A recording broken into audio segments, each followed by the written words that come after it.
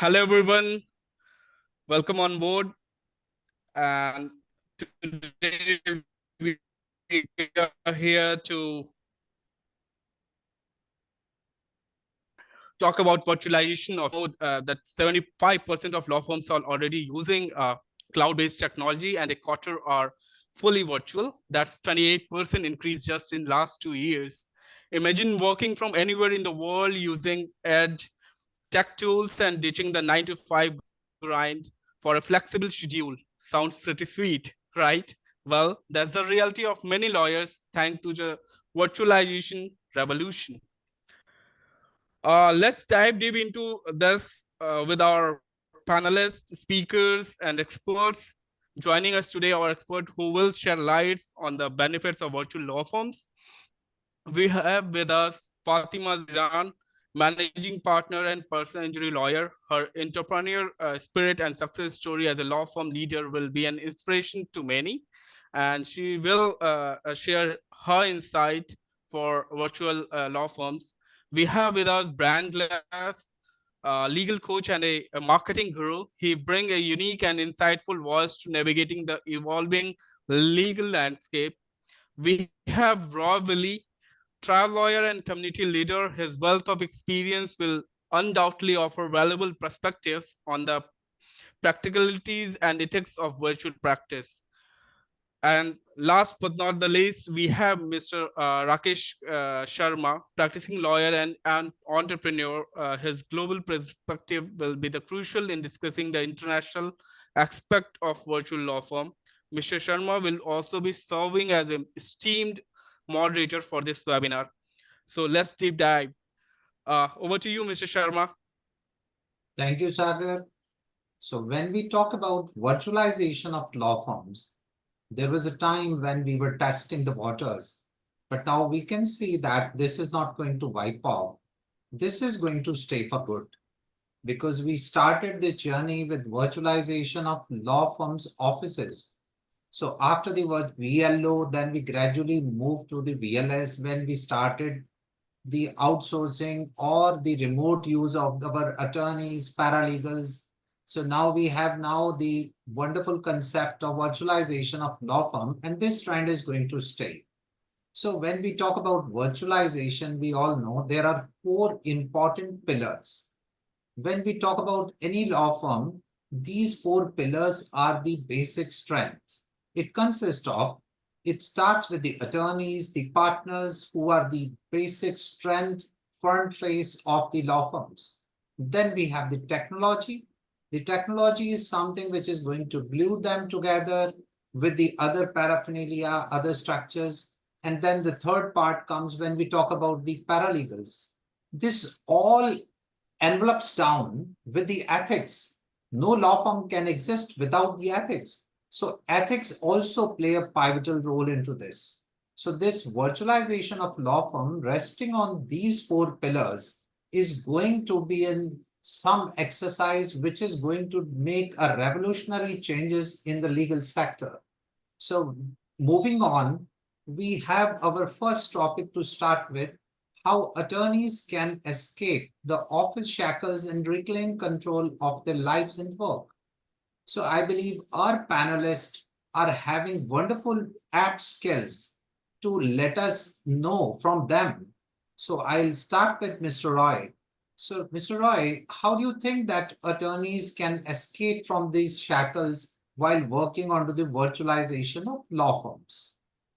Sure. So virtualization of the law firm is key, right? So if you're trying to get out of the office, it's important that you can actually perform your legal tasks out of the office. So obviously, everyone now is transitioning into case management systems. It's very important what type of case management system you have.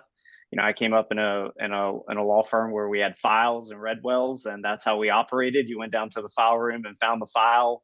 It took you as much time to find the file as it did to actually do the work you needed to do in the file.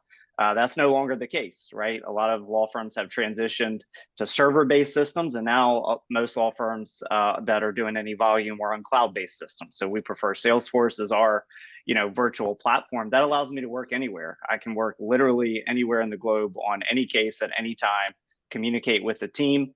And so that is a real, that's a real key. If you're shackled to an office, if you're working off a file folder, you have to make a note about, oh, let me look in the file when I get back to the office. If you're virtual, you don't have to do that. And so I think that that's a really important component, is to get the tech right and to get tech that works for you. What works for one lawyer isn't necessarily going to work for another. But the tech piece is key to allow the team to collaborate no matter where the team is actually located. Right. How do you think that it is also helping us to have the green environment? That's also an important thing in our life. How do you think this virtualization is assisting? And you have wonderful experience in that.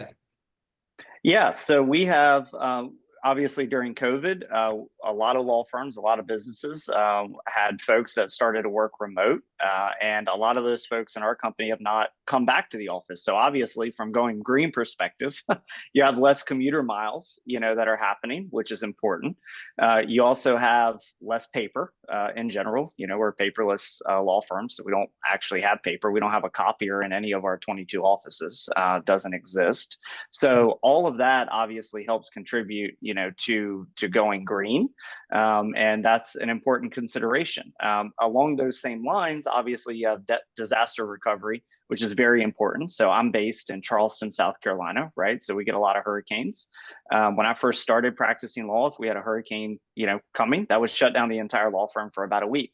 Our team is now all over the globe, and so that doesn't happen. The law firm never shuts down. It runs 24/7, 365 and a quarter days every single year, no matter what is happening. And so those two pieces, I think, are really a key and a benefit to virtualization. So that's great. Fatima, you being into the direct, a lot of time you spend in the courts or in the depositions. So how do you think that this balancing while getting into the virtualization is the key behind it? Oh, you know what? First, thanks for having me. So I have a personal injury practice where I am the managing partner of, and at the height of the pandemic, we had 67 employees.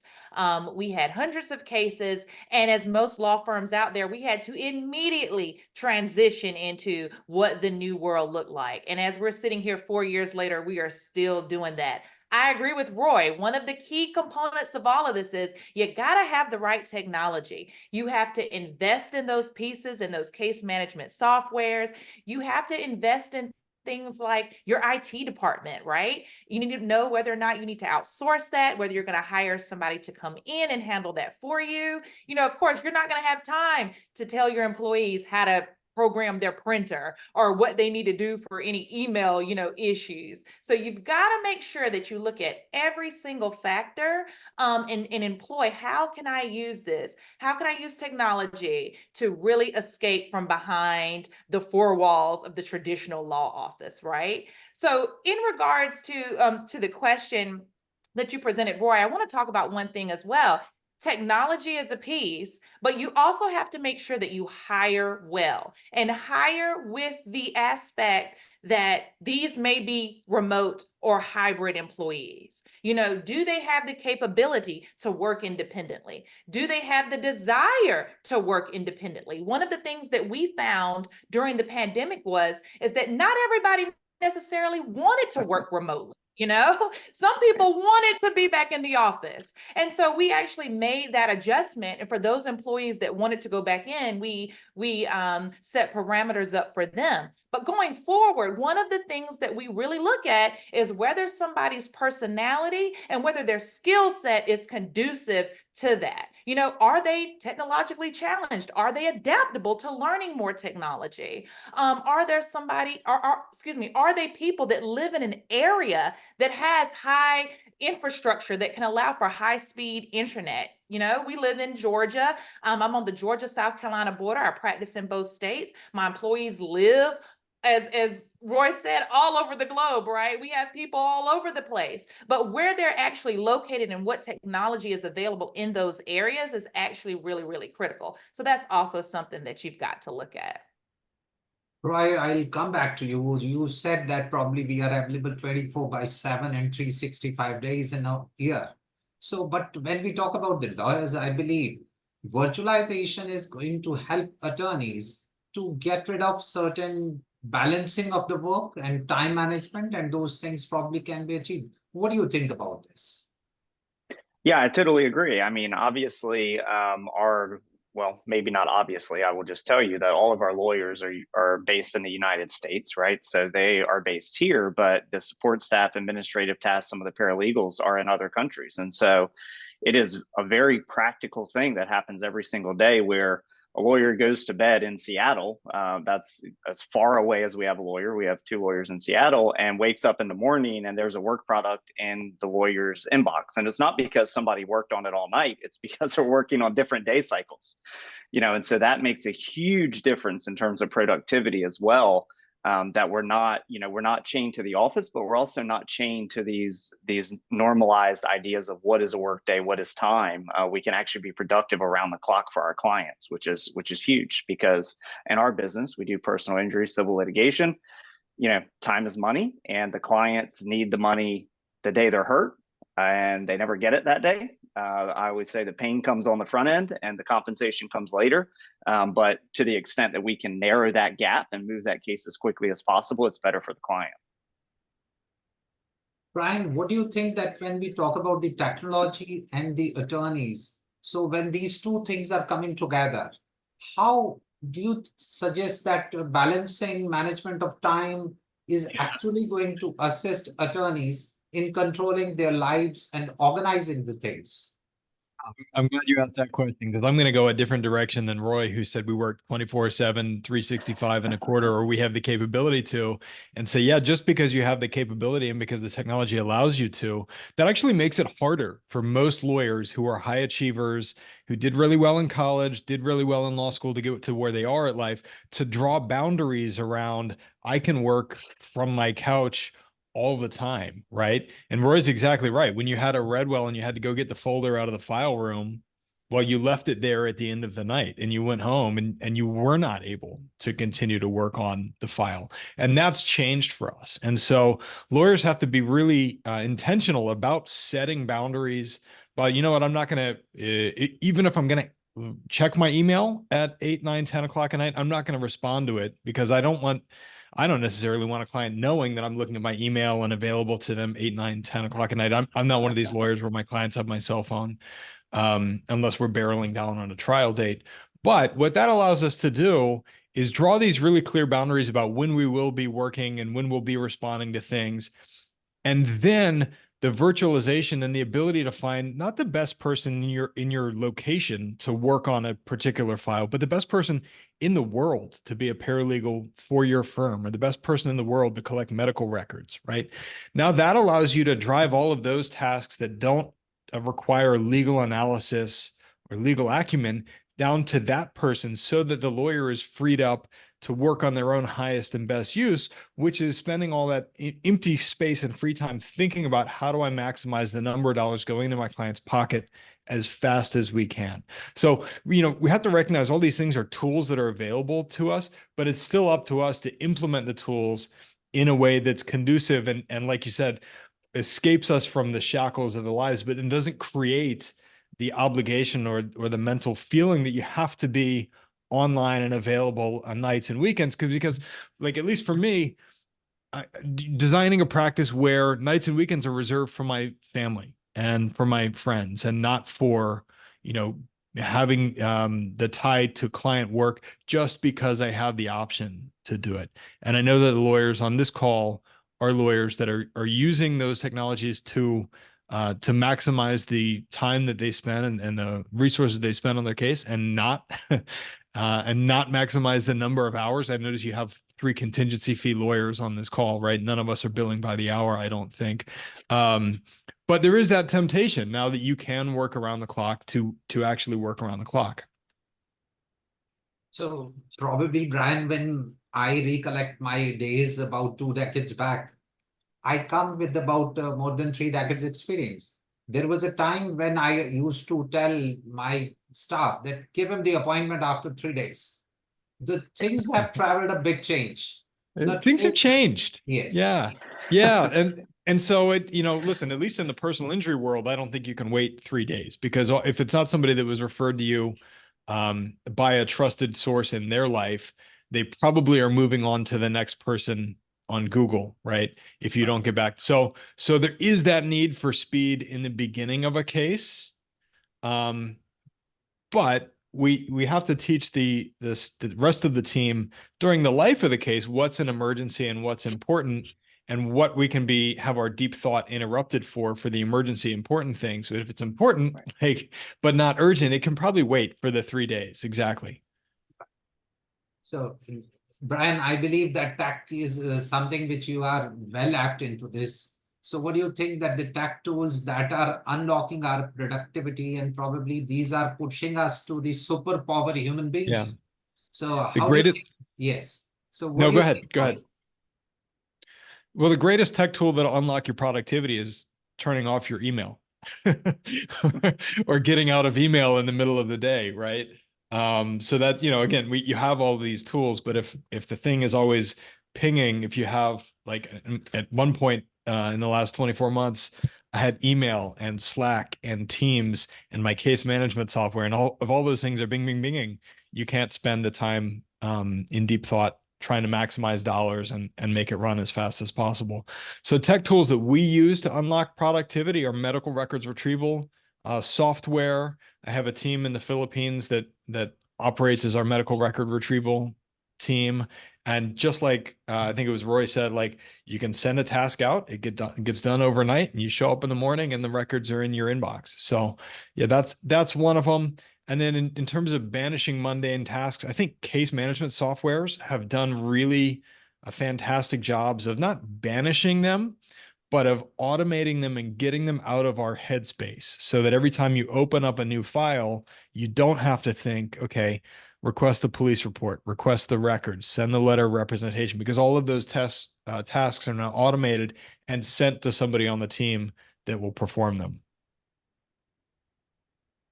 I believe the technology has made the virtualization possibility. And Roy, probably, what do you think about that? Had the technology been not there, how could these productivities could be enhanced?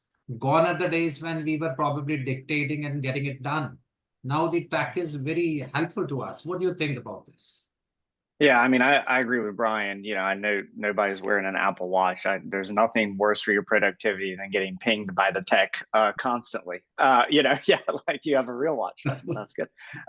So it's like it doesn't, it doesn't benefit you to live in the tech all day, every day. But what the tech does do is it really allows us to take out some of those what I call middle management type tasks. And so, like what Brian was talking about, when we're coming up with a case plan or we're uploading a project plan, it used to be those things had to be manually assigned. We had to tell Paralegal 1 to do his tasks and Paralegal 2 to do her tasks. Now that happens automatically. It's assigned to a team, the tasks go out. And so that's the mundane task that, over and over, we're not having to repeat. There are a lot of other things that we have, automated in our system. So, for example, it used to be a task that when an answer came in to the client's lawsuit, that somebody would have to go in and say, okay, we got the answer today, Paralegal 1, please draft the update letter to the client, email it out to them, include the answer. That all happens automatically now. So as soon as it gets uploaded to the system, the client gets that. They also get a text telling them they have an email. That sort of mundane task, which allows us to be better at what we do, which is delivering client service, has been a real game changer and has allowed the professional staff of paralegals, lawyers, case managers to focus on the things that are really the most important in their role, which has helped us move. We're able to move cases faster, which is what the clients want, right? So that has been huge. And without tech, that's not possible. Without tech, we're back to, that was even tech, like Google spreadsheets and, Google Calendar and updating all these things. Like that was tech, but it wasn't the tech we have now where there's so much automation. So in our firm, there's two questions. When somebody finds themselves doing something over and over, first question is, can we automate it, right? Can this be automated? Do I need to be doing it? And the answer is usually no. You don't need to be doing it. There are some things you need to do, but most everything can have some level of automation, which makes it easier. And that's only possible because of the tech advancements in the last handful of years. Can I ask you a question about that, Roy? So, Yeah. so you're running 22 offices, and I imagine you have a much larger team than I do. How do you manage the knowledge distribution of Paralegal 7, thinking, oh, I can automate that task? How do you get that paralegal to talk to the rest of the team, and then somebody in management must decide, okay, is that a task that we want to automate? Because we've got to be operating on the same system that anybody can be plugged into if something happens to Paralegal 7. Yeah, so two things. We're actually transitioning our learning management system now from a wiki. So we use a wiki page which has all of our processes and procedures on it. Those are only updated through a formalized process. So they can't be updated on any random Tuesday. They're updated on a quarterly basis. We actually run accelerators throughout the firm that people who are interested in automation and exploring these things can join. So we have one called our Efficiency Wizards Accelerator. And those are the people where when these ideas come up and Paralegal 7 says, oh, I think this can be automated, it gets submitted, it gets vetted by people who actually know tech and are part of the IT team and know how our Salesforce system talks with the Ring Central system and whether or not that would be possible. And if it gets adopted, then it gets rolled out in a quarterly and everybody gets a notification that the process has been updated. Here's how we're doing it. But to your point, you're exactly right. It could be a disaster if you had everybody kind of acting independently, to automate what they think could be automated. So you got to have a process around it. Mm-hmm. So Fatima, how do you think that probably the technology has helped us to get rid of certain activities which are not that useful and we have become more productive? I agree with everything Brian and Roy said. We've all, kind of tried and tested these ideas when it comes to tech. But one of the things that we've got to remember is making sure that our staff knows how to use the technology. So when you're really building out these processes and these protocols and this automation, which let me just stop right there, you've got to. Automation is going to be the key to the future when it comes to any legal practice. And you've got Roy, who's got 22 offices. You've got us that we just have one office with, our employees, but we still use automation as much as possible. AI is going to be a big part in what we do coming forward. Don't run from the technology. But one thing that you've got to build into that is you got to make sure that your team understands how to use it, right? You can have all the software in the world, and the reality is, if you really look at what you've got now, you're probably underutilizing it, right? We're talking about high, thousands of dollars in technology. Make sure you're getting the most from that product. Contact the people that actually designed it. Have them come into your office and set up, seminars on how should we use this? What are the best ways to implement this in your specific practice? And then, of course, make sure that your staff is there. They can be on Zoom, on Teams, on whatever, but make sure that they know all of the capabilities, that they know what to do to trigger that automation, right? Make sure that you have systems in place. I love what Roy said. We review this quarterly and they submit these ideas about documents that need to be automated. We have team leads where if you have an idea, you go to your team lead comes to management and discusses that. And we vet every single idea that comes forward to us to see how is it that we can make this easier and how can we speed up productivity in this area. So again, I think technology is the way. It's just we got to learn how to implement it. Going back to what Brian said, it's about the implementation. And I want to go back to something as well. When we talk about all this technology, one of the things that you also have to consider is your employees, your staff. How do you connect to your employees that are essentially all over the globe, right? Right. Make sure that you have key things in place. For our not necessarily our vendors. Our vendors, we have, non-disclosure agreements, things of that nature, confidentiality rules that apply to those. But for our key employees that are actually paid by us, We use operating agreements. It's a telecommuting agreement that we have. And it dictates every single thing to, what we expect their hours of employment to be, what we expect their childcare situation to be. Working remotely is not a substitute for childcare in all, circumstances. And we had to make that very clear. I tell you that the beginning of the pandemic taught us so many things.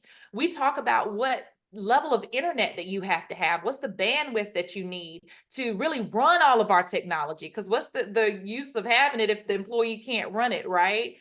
We talk about what their workspace needs to be, free from distractions, and we actually define that. We actually even go into how much time needs to go by. When we send you an email, we expect it to be answered within, a certain amount of times. We found that employees actually really, really like that. They like structure around what they do, believe it or not. And all of those things really go into place with the tech to help you unlock the productivity in this new virtual world. I'm sure that Brian wants to add something to this. Well, I thought that was so good, and I'm on the employees to actually want structure. The thing that came to mind for me is for a long time we had a policy in our firm about when you come to the office and we give you your office, like whatever furniture you need, or however you want to decorate the office, like we'll just do it. Like you just tell us what you want. And the feedback that we heard from employees was that they actually wanted a budget because they didn't know like what was reasonable to them to spend. They didn't think that it would be reasonable for us to spend. So on that point, yeah, your employees, they actually do want more rules than most of us are providing. They're probably not going to tell you that. But what you'll find is that as you put that framework in place about, hey, I expect you to respond to an email within X number of hours, people appreciate that because now we're being really clear on what the expectations are. And you can either opt in to that or you can opt out. So I love that. The other thing that Fatima said is that the employees have to know exactly how to use all the technology and the AI, but they also have to know why. Because that allows you to do exactly what Roy said, is that allows them to innovate and run faster when we need them to run faster. If they don't know, only what the rules are, but why we're doing everything. And so most lawyers don't do this with their firms. Take a step back and just every once in a while, like, here's the principles that we're operating under. And then these are the rules, yes, but this is why everything is in place. And so if you ever think of a better rule that helps us facilitate this principle, like, just let us know. Right. Roy, anything you want to talk about? Yeah. That just made me think of another key component, that we implement is when we implement a change to our process or procedures or tech. In most instances, we do it in a batch test, right? Because the organization is a large organization, and if we just roll something out company wide and it's a disaster, well, now we've impacted everyone, right? And there's a certain degree of tech whiplash because the tech is accelerating, and developing so quickly that you have to be really intentional about, what are we implementing? And the key point of that is exactly what Brian said. It's why. Like, why are we doing this? We're not going to do this just because we can, right? We need to be doing it for a defined purpose that serves our clients or serves our team. And we need to batch test it to make sure that the data actually supports the why, because as everybody on this call and watching knows, tech has some of the best salespeople in the world, and some of the worst implementation teams, and that's just a reality. So you have to measure whatever it is you're using. Yeah, that's exactly. Yeah, and they don't know each other. So you have to test the data against what your expectation was, and so we implement batch testing to do that, to make sure we're getting what it is we intended to get. And let me hop in here and say this. Make sure that you're encouraging feedback from your staff, right? I know that a lot of times it's hard. We spent thousands of dollars on this stuff. We've had all these salespeople come meet with us about why this product is important and why you've got to have this. But encourage your staff to be able to come to you with any feedback about that particular setup, system, protocol, because those are the things that you need to listen to. These are the people with boots on the ground that are using this every single day. And we need to know, is this product performing how we want it to? Is it really saving us time, or is it creating more time on the back end for something else? Is it working effectively? And all of that can be hammered in on through effective communication with your team. So, technology is not going to substitute you actually talking to your team and meeting with your team. You've still got to do this. There's, only so many instant messages you can send to someone, right, via Teams. Still make sure that you set up some sort of communication for me and my team. We do weekly check-ins where we're all together. This can last anywhere from 30 minutes to an hour, 2 hours if need be, just based on what it is. We have continuing education with our employees monthly, where we come bring them in either virtually or, in person.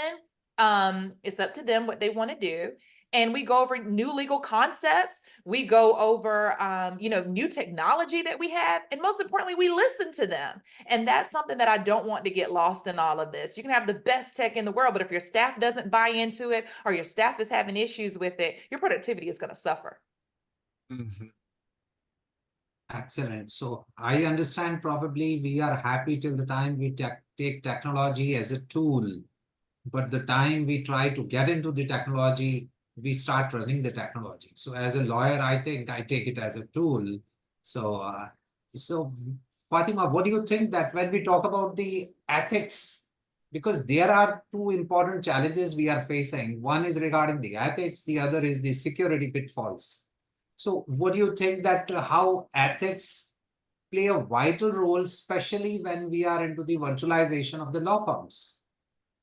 Security considerations for remote work are critical to safeguarding all of this sensitive information that we have access to and protect against cyber threats. In the beginnings of the pandemic, we even saw bar associations being hacked. I mean, one thing that we see, I know that Brian and Roy, if they're on any type of listservs, we see a lot of phishing schemes. We unfortunately hear about a lot of people that were hacked. One of the key things, you got to invest in good IT. All right. And that is key. That is one of the keys to make sure this all works and make sure that you stay within the ethical parameters of our profession.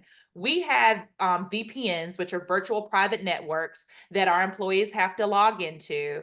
We have multi-factor authentication that they have to, verify that it's really them for all remote access. Device security. Make sure that your employees are either working on company issued equipment, or if you have already approved them and you've had your IT approve them as far as what their security software is. Roy, I think you touched on this. We're down here in hurricane land too, right?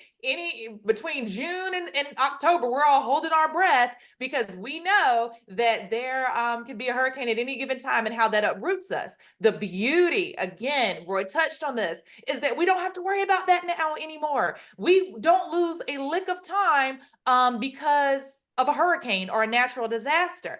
But make sure you have good data recovery. Make sure that your servers are backed up, because you don't know what your on-site stuff is going to do.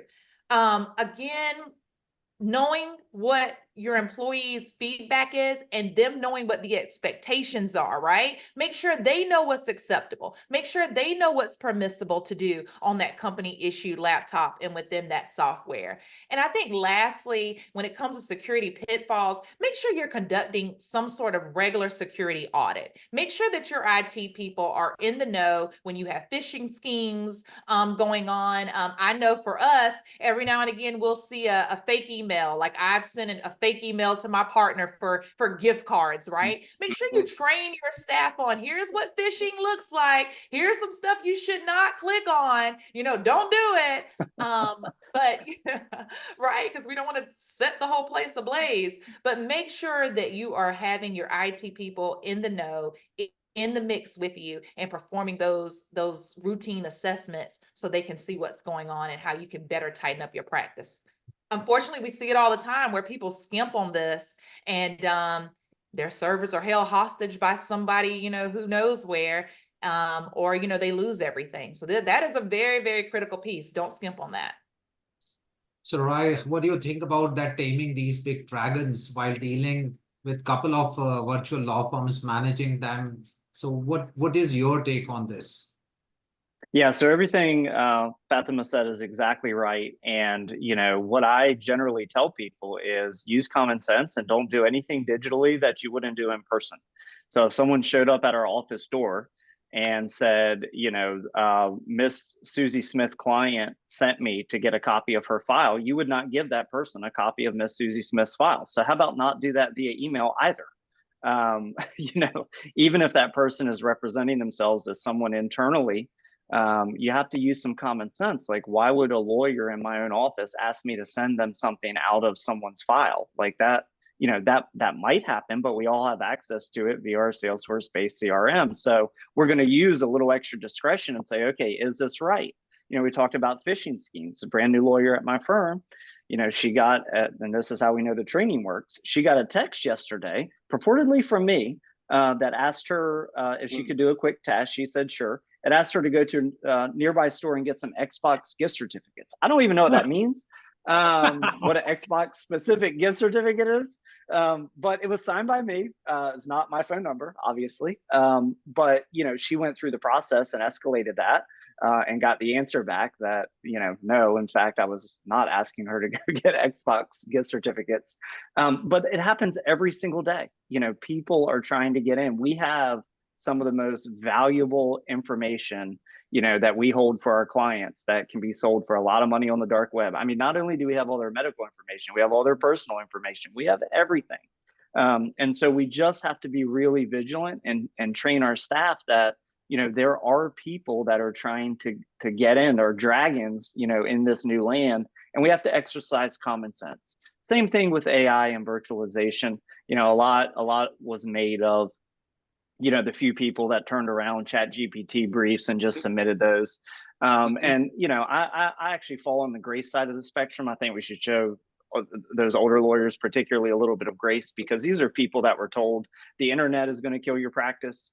And if they didn't adapt to the internet, that would have been true. And now they're being told AI is going to kill your practice. And so they're trying to adapt to AI. But when we're adapting to these things, we have to exercise the same common sense. Just like we wouldn't give a brand new law clerk or an untested associate a brief to write and sign it and turn it in, you can't do that with AI. You can use the tools that are available, but you have to put them through the same common sense, standards that you would if it was a person that you didn't know. So I believe that there were the days when we used to hold our litigation or the trial files or the documents very close to us. It was never thought that these files would leave out of our offices, but things have changed. Right. And Brian, what do you think that how this change requires more cautions?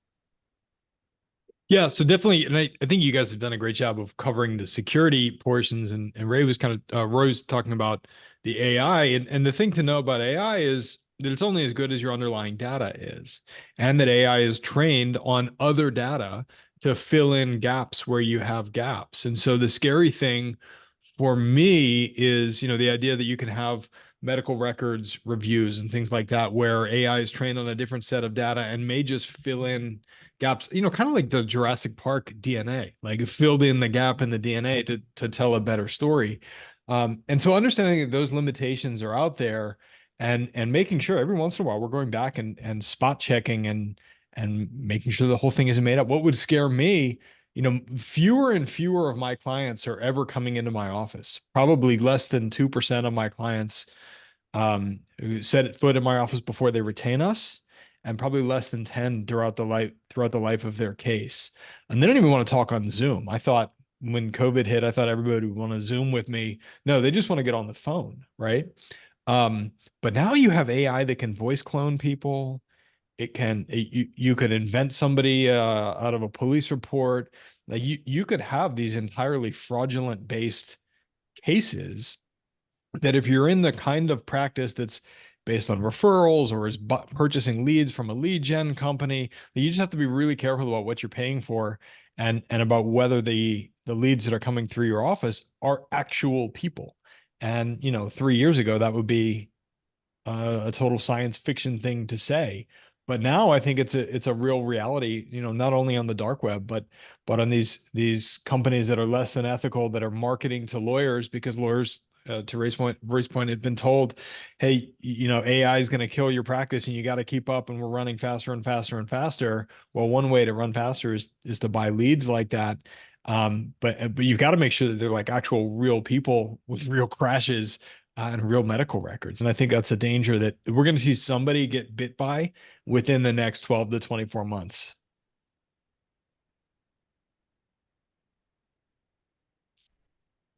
So that takes me to the next goody topic.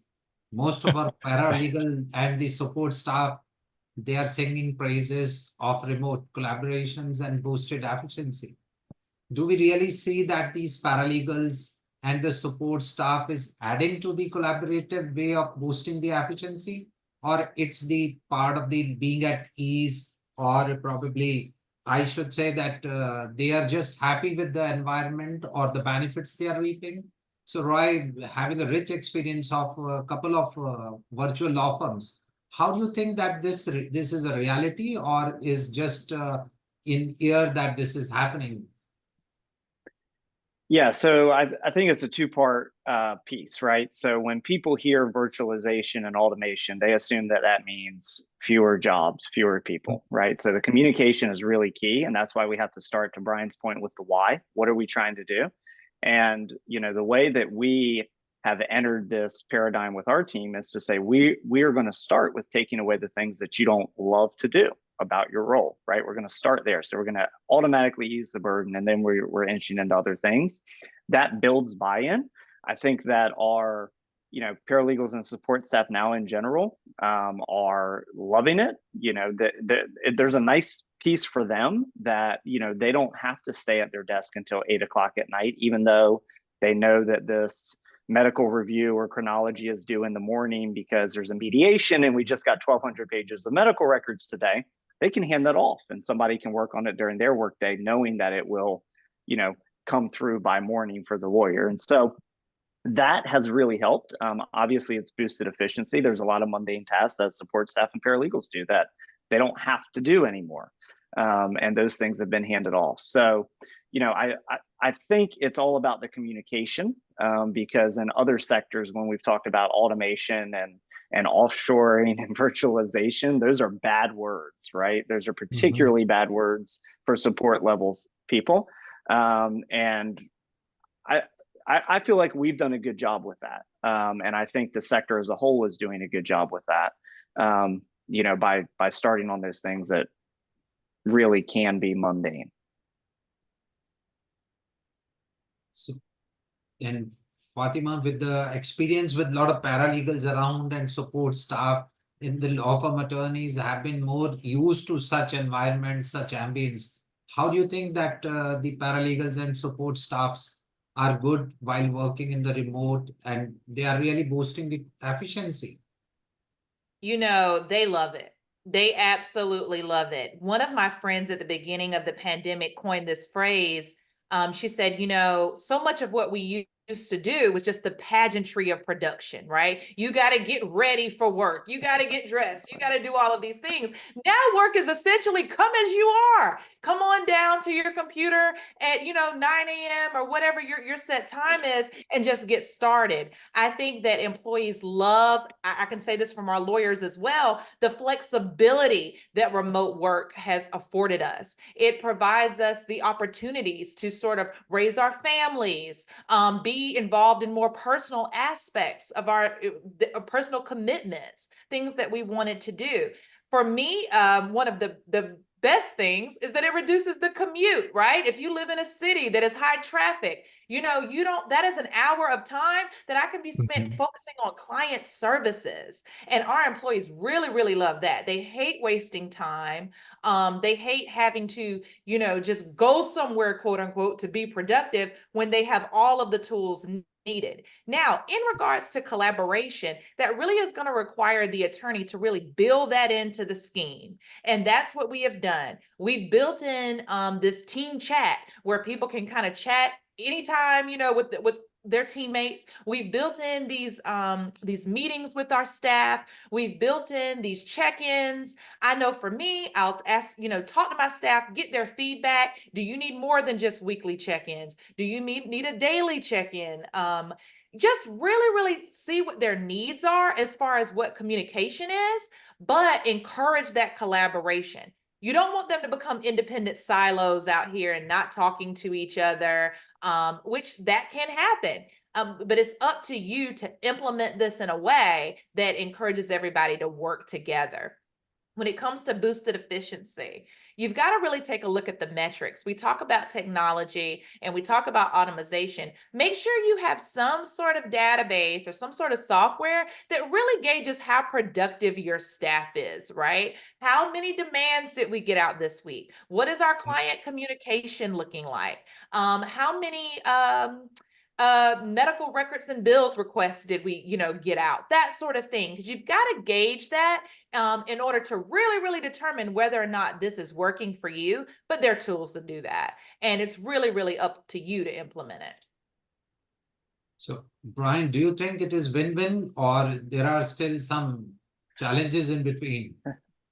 I think it's a scary time to be an administrative level person, and especially an entry-level administrative level person in the US, because, my experience with hiring virtual assistants has been that the US based receptionist or administrative assistant who's starting out with me, who's just out of college, they want to be a paralegal, and the paralegal wants to be a lawyer, right? And the lawyer wants to be a partner. You don't have that issue when you hire somebody from overseas. They want to have this job and they want to stay in that job and do a good job at that job.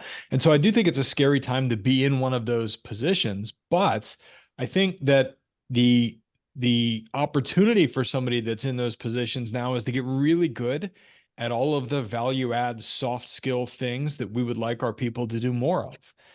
Take care of the clients, call clients, get their personal stories so that we can use them in demand packages, so that we can use them in discovery, pull out all of these stories about the impact that the crash or the injury had on their life that you didn't have time to do before because you spent all your time talking to doctors' offices trying to extract medical records. And so that's where we've tried to lean with our people is, because you have somebody else who's doing a lot of the work, a lot of the mundane tasks. Now your job is to get really good at increasing the value of the case by extracting these stories and increasing the lifetime value of the client by creating an awesome customer service experience so that they're going to leave you a great Google review mentioning your name. And so they're going to refer their friends and family when they find you in similar circumstances. And so that role, at least in our office, it has pivoted from kind of the doer of the work to the caretaker of the clients. Roy, what do you think that has it given any impact to the team spirits while people are working remote? Because you have connected dots from thousands of miles. Yeah, so I think what Brian said is exactly right. I think it goes back to communication, how you communicate it, and how you compensate it, right? So there was a period of time where the front desk person at any given office was essentially a receptionist, take the mail, take the calls as they came in, all this sort of thing. None of that exists anymore. Like that is not that is not a job. So the role now has transitioned really into that client care space, which is something that obviously as contingency fee lawyers, we need. Number one complaint about lawyers is they never get back to me. They never call back. So one of our KPIs for, the client experience type managers is how quickly do they call their clients back? They have assigned clients.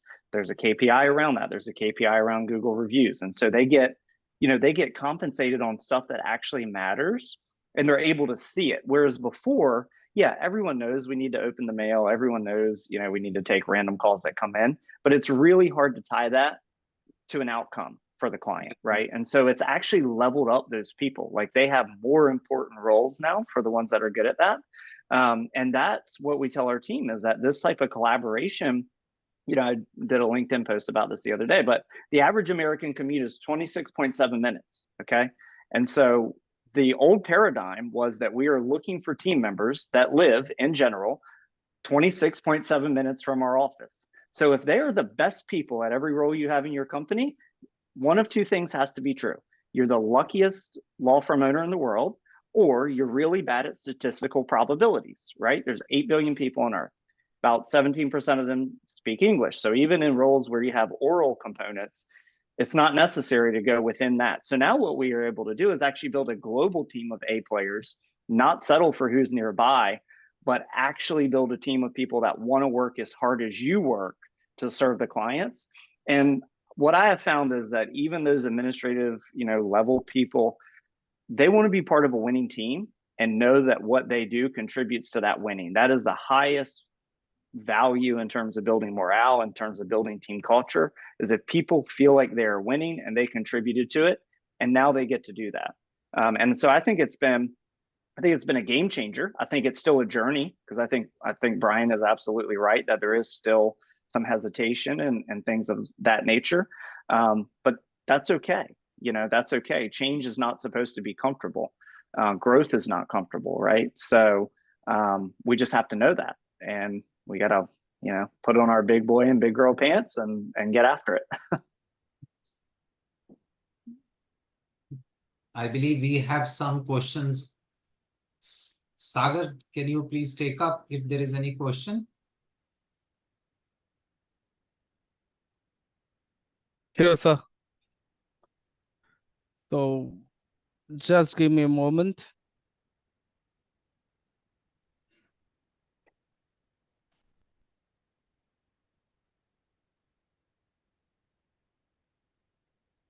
If you guys have any question, chat is open for all, and you guys can go ahead and ask your questions.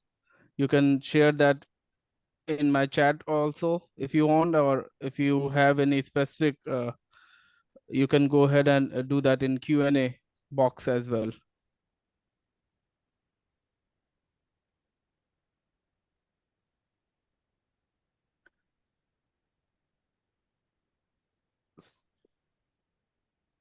So I have one question. How can virtual law firms ensure they maintain strong and trusting relationship with clients despite the physical distance?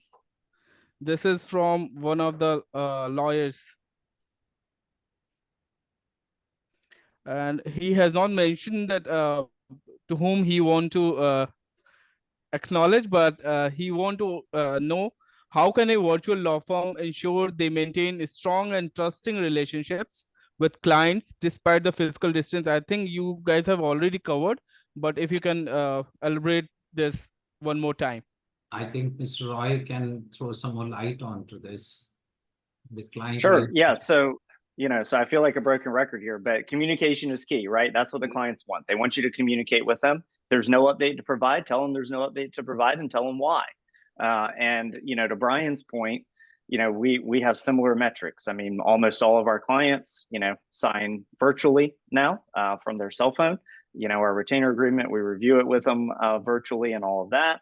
And so that's their contact. What we do, which is a little bit different, is we assign every client one point of contact that lives with them throughout the case. That person's only role in the company is to talk with their clients. So they have no ancillary roles in terms of police reports and all of that. But the point of that is so that they do have a constant point of contact. They have somebody in your law firm that they know they can reach out to at any time, whose role it is to stay in touch with them, just as if, we were in what old school America, so to speak, or small town America, where on my way to the grocery store, I would stop by the lawyer's office to check in, right? That's not really a thing anymore. But you just got to have that communication. I think that's the key, because otherwise you feel like your case is, in a vacuum and nothing's happening. And I want to add to that. Sometimes we think about the word virtualization, and that word is so loaded with, oh, well, this is going to happen and that is going to happen. Nothing about the client communication space is much different than an in-person law firm. You still have to build in systems where client communication is important, and how you want that measured and how you want your staff to do that. Whether you want to assign a point person, or whether you want to assign, specific days where your team reaches out to the specific client, right? So I think that has been probably the least of our worries, that client communication has dropped. That is In fact, clients now are more accessible to us, I think. They have different avenues. Clients don't have to drive to our office to come talk to us. We can talk to clients while they're at work. I've had clients do depositions while they're on their lunch break in a back room at work. Gone are the days where they've actually had to take a whole day off to, attend a little, hearing in their case. So I think that not too much has changed in regards to how we service clients. It's just made it better. So I have one more question from Jonathan. Thank you, Roy, and thank you, Fatima, for the answers. And Jonathan has asked, as a lawyer in a virtual firm, how can I effectively network with colleagues and potential clients in a remote setting? So, and he has not mentioned the speaker, so I think it's open to all and anyone who want to answer it. I missed the word there. So, Effectively work with what kind of clients? So the question is, as a lawyer in a virtual law firm, how can you maintain collegiality and a culture with your colleagues? Oh, yeah, I think it's hard. Clients. Yeah. Colleagues and client. Yeah. Right. So we're not Go ahead, entirely Brian. virtual. Most 90% of my team is here. I do think it's hard to maintain collegiality. I think one thing that helps with collegiality is not having everything be written, right? Not everything is Slack and Teams and emails back and forth. One tool that I've started using a whole lot more, especially if I'm editing a document that somebody else has drafted, or if I'm giving feedback on a demand package or discovery, is Loom, so that I can take a video. They can hear the tone in my voice when I'm saying, okay, I would change these 3 things. And frankly, it's faster for me than saying, okay, on page 8, paragraph 2, like I would change this. It's easier to just scroll to that thing, kind of hover around with the mouse, and then you can hear the tone in my voice. Here's what I would change, and here's why. I just think it's easier. But yeah, no, it's a difficulty. I'm curious to hear from the other 2 panelists, because I think you guys, you all have a broader swath of virtual people than I do, how you're maintaining the same like water cooler atmosphere that we had when everybody was in the same space at the same time. Yeah, so it's a great question. And I think that the main thing is you have to be intentional about it, right? So we are not, obviously we have all these offices, so we are not an entirely virtual law firm, but by virtue of having all these offices, we are a virtual law firm, right? Teams are spread literally, across the globe, and even the ones that are in the offices are, in different states, right? So that is really where we came to this. Okay, we need a remote team strategy and a remote strategy around culture and how we're going to do this. And so there's just a couple things that we do. Everybody has rules of engagement in the firm. How do you prefer to be contacted, right? It's really important in a virtual environment to still talk to people at the level and volume that they want to be talked at, right? Like, so for me, I don't do any phone calls. No one on my team, I don't do phone calls under any circumstances. We can do Zoom just as easily as we can do a phone call. And Zoom is much more interactive. It's much more human connectivity. And so now, where 5 years ago, it would have been a phone call, we're actually almost having an in-person meeting, right? We can see each other, we can hear each other, we can see body language. And so that is one thing that I think is really helpful. The other thing, that we do is we have every morning, we have morning huddles, which are team-based huddles. So everybody in our company works on a team. They are part of a team. And every single morning between 9 and 9:30, depending on their team's cadence, they meet, they get together, and they go over really 5 things. So what did I do yesterday? What am I doing today? Do I have any friction points that anyone on the team can help me solve? Do I have any announcements or headlines that I want to share with the team? And how are my KPI? How are my numbers looking? Whatever my number is, how did I do yesterday, right? So it's accountability thing. And then, we end those with what we call core value call out. So who was somebody you noticed yesterday really representing the company's core values, and give them a little credit and give them a little feedback. And then every week we have a larger meeting on those teams and cross teams, where we actually dive into issues. And so in this virtualization, I think we've actually become more connected as a team. Now, what has been cut out of that? What's been cut out of that is a lot of things that people didn't want to do anyway, but they felt compelled to do. So like the after hours happy hour, right? Like, oh, the partner is going out for happy hour. Whoever wants to come, please come. Having been the non-partner in that scenario, I went to like everyone, right? It's really hard to say no to that, even if you know you have other commitments, you would really rather be with your spouse or whatever, you feel compelled. And so there's a great article actually in Harvard Business Review a couple months ago about how people actually don't want to do that. Like they don't want to go to happy hour with you, like unless it's pre-planned in advance. The spur of the moment, let's do this thing, like actually creates friction for people. And so I think virtualization, as long as your company is intentional about it, has really increased some of the human connectivity in a way that people actually want and actually crave. They want FaceTime, right? I mean, before we had Zoom and all of this, it was really hard to get FaceTime with me. I mean, candidly, particularly if you're in one of our, I'm in Charleston. So if you're in our, Columbus, Georgia office, or if you're in our, Charlotte, North Carolina office, I mean, like it happens on a quarterly basis. Every quarter we get the whole company together, pay for travel for whoever wants to come to our quarterly advance. But aside from that, like it's impossible. Now we can do it literally on a weekly basis. And so I actually think it's been an enhancement, but we have had to be intentional about it. So again, one more question for you, Roy. What are the biggest challenges in integrating new technology tools into a virtual law firm environment? Yeah, so tech implementation sucks. I mean, it's just a reality of the world that we live in. Like, I've never seen a good one. I mean, God's honest truth. Like, I've never seen a good tech implementation. We are always going through at least one at any particular point in time. They are always a disaster. The leaders are always unhappy with the way that they're going. We have tried, to focus in on why that is and fix it. But here's the thing. If you're committed to doing it, then you just have to realize that anytime you're changing something or you're growing, there's going to be pain. There's going to be friction, right? And so if we accept that and we say, okay, our challenge is not to focus on that, but our challenge is to figure it out. Like, that's why we're here. We're here because we're in the business of figuring it out. It puts a new dynamic around it that actually makes it a puzzle as opposed to a pain. And, puzzles are not necessarily fun unless you like doing puzzles, but it is a little bit more rewarding than knowing you're suffering through an implementation that is just painful. And so, that's one of the things that we do, but it's certainly not perfect.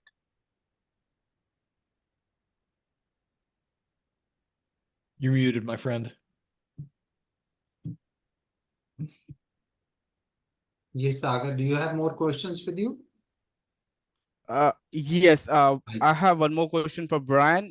From Brian, how are you addressing concerns over outsourcing tasks overseas related to PII, PHI to or other sensitive information?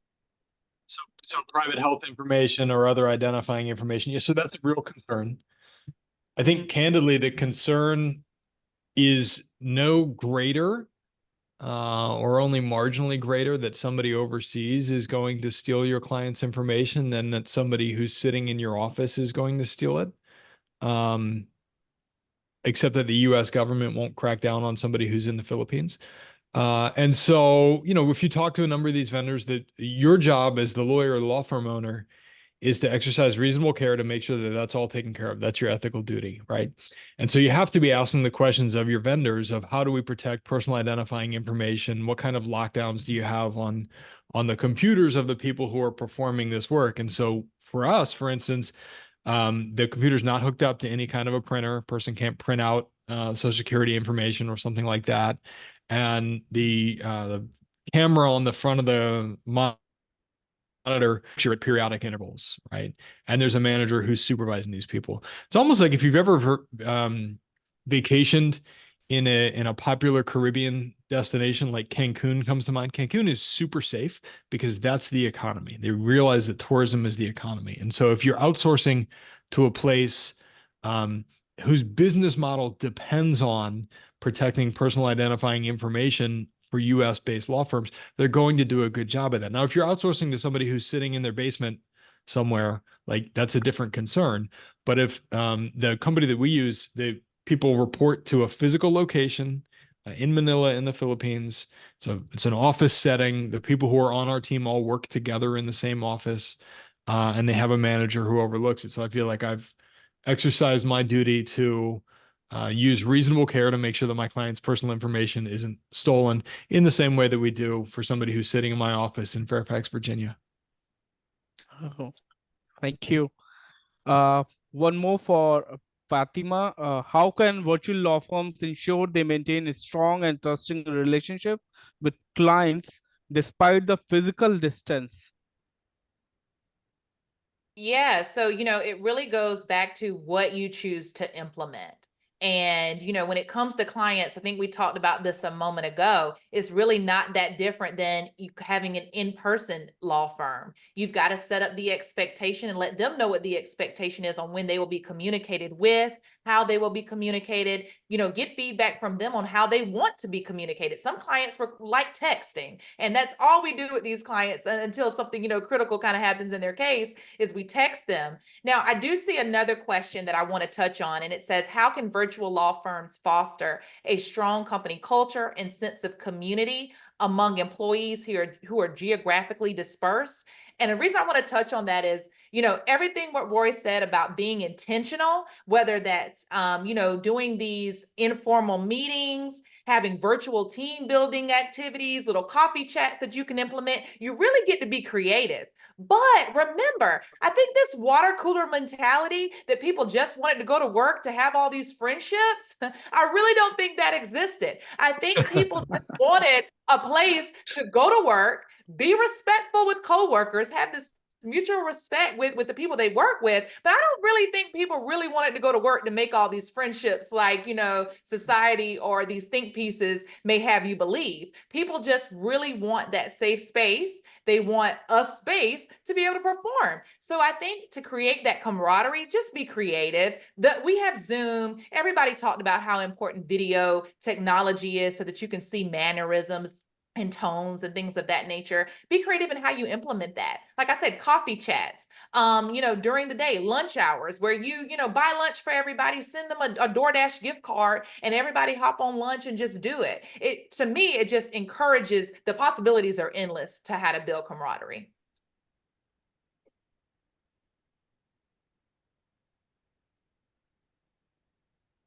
Roy, there is a question in which Mr. Jacob is asking that if we can throw some light on how do the cost of running a virtual law firm compare to a traditional brick and mortar firm. So if you can respond to this, please. Yeah, so I think it's obviously a loaded question, right? So the point of virtualization in my mind is not cost savings. There is certainly a way to do it that drives cost savings. But we're in a pretty high net industry, and the focus is really on delivering the client services. So let me just break down the question. So how does it compare? And the answer is, it depends on how you want to set it up, right? So what I have found is it is much more cost effective to get A-level client service because we can do a global search for that A-level client service, and we can then back-end automate all of the things that we want to happen for that client throughout the life of their case. So instead of Susie Q over in Topeka having to remember to send out that answer and the letter to the client and the text, it just happens. It happens automatically, and it happens at no time cost for Susie Q in Topeka. So now Susie Q in Topeka can spend time actually speaking to the client, which is something that is not, necessarily automated. And I always looked at it as a productivity pyramid in a contingency-based law firm. And here's how it works. People work on the task that they think is going to get the quickest result in that particular instance. So if you have a case going to trial or you have a case going to mediation, those are at the top of the productivity pyramid, right? We're putting all of our focus there. So what's at the bottom? At the bottom of the productivity pyramid are new cases, which we know are not going to turn for a while and show KPIs for our team. They're clients calling because I can't really add any value to the case by talking to the clients. It's all of these things, that get undone, that automation and virtualization allow us to put at the same level as that trial and mediation prep at no cost to our team. Our team does not have to put time on those tasks, but they still get done. So, you know, in that sense, it's cost effective. I do not find, however, you know, that what we are trying to do is drive a cost savings. So, you know, there's a lot of companies out there. I mean, if you're a lawyer on social media, you probably see it in your Facebook feed every day, like, hire someone to answer your phone for, you know, $2.73 an hour and it'll be great. It's hogwash. Like, we treat our remote team member, we treat our remote team members just like we treat, you know, our team members that are stateside. We have real interviews, we have real onboarding, we bring them, you know, we bring them into the culture, into the system. And so all it allows us to do is get A-level talent for the same price that we were buying a lot of C-level talent, in my opinion.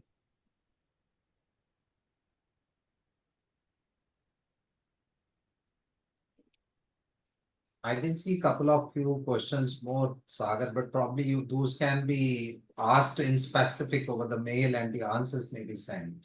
Yes, that's what I was going to tell all the attendees and participants that they can email their questions to my email ID. It's sagar@draftandcraft.com. And we can go ahead and share that question with all the panelists.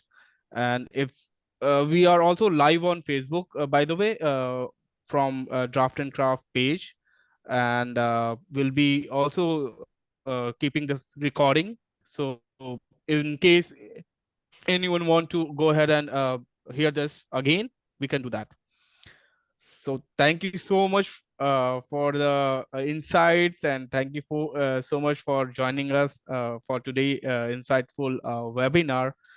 Thank you, Mr. Sharma. Thank you, Roy. Thank you, Brian. Thank you, Fatima. Anything you want to conclude, Mr. Sharma? Please go ahead and do that. And after that, we can close this session. I would just sum up that while we started with the topic of the virtualization of law firm, I see this virtualization of law firm, a train which is set on its destination, is not going to stop. It's going to move on. So we need to catch up this train, grow with it. And if we miss the train, probably will be the loser. That's it. Thank you, Mr. Sharma. And this will be a series of webinar from Draft and Craft. So in April, we are coming with different topic. So this is going to be a series of webinar for whole 2024 this year. So thank you so much for the participation, and thank you so much for sharing your insight, all the speakers. Thank you. Thank you very much. Great. Thank Thank you. you. Thank you.